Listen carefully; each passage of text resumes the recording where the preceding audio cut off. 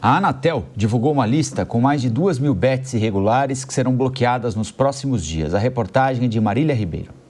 A Anatel divulgou uma lista negativa contendo mais de 2.000 bets irregulares que serão removidas do ar nos próximos dias.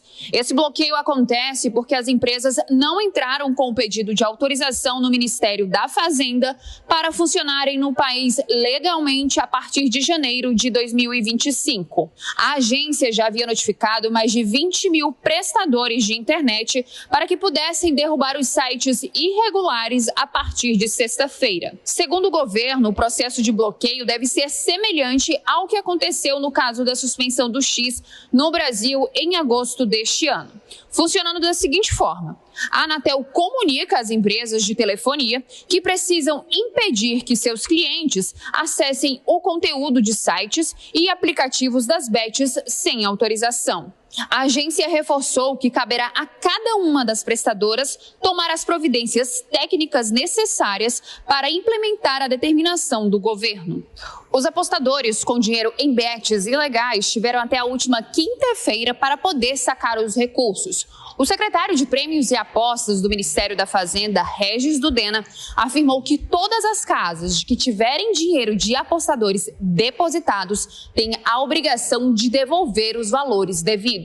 O período para saques nas empresas irregulares terminou no dia 10 de outubro. O governo descartou a possibilidade de prorrogar esse prazo. O advogado Matheus Lavocade Queiroz explica que caso a casa de aposta irregular já tenha saído do ar, é necessário fazer um pedido formal junto ao site e, caso não tenha efeito, fazer uma reclamação junto ao Procon.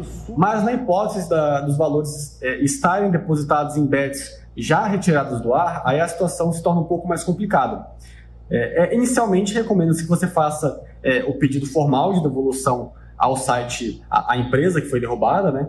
E caso reste infrutífero, que você entre com uma reclamação ao Procon para tentar reaver esses valores. No fim do ano, o Ministério da Fazenda deve concluir a análise definitiva dos primeiros pedidos de autorização de empresas de apostas para verificar quais cumpriram as leis e as regras de apostas esportivas e de jogos online.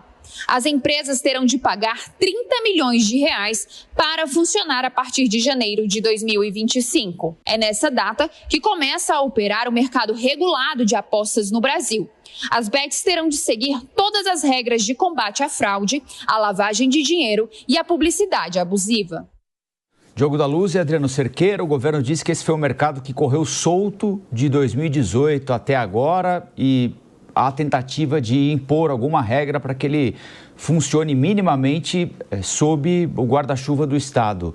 É um princípio adequado na avaliação de vocês, essas regras que passam a vigorar, tirando do ar sites que não conseguiram dizer como vão se adaptar às regras estabelecidas pelo Estado brasileiro?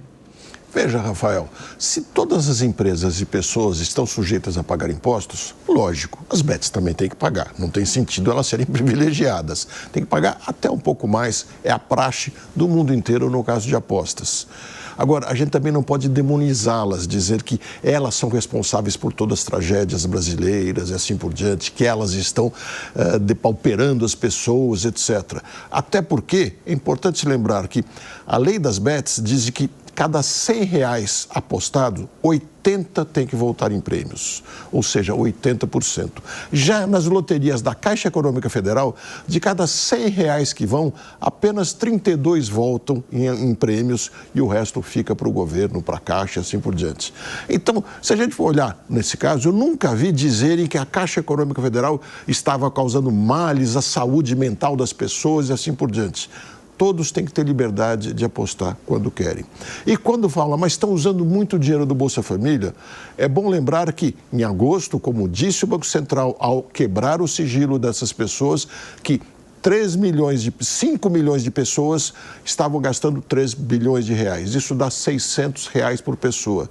A minha conclusão é que o problema não é que tenha que controlar o que as pessoas fazem, e sim o governo que está distribuindo o dinheiro do Bolsa Família para quem é rico para quem não precisa. Porque se o sujeito recebe R$600 e gasta R$600 com apostas, é porque está sobrando dinheiro para ele.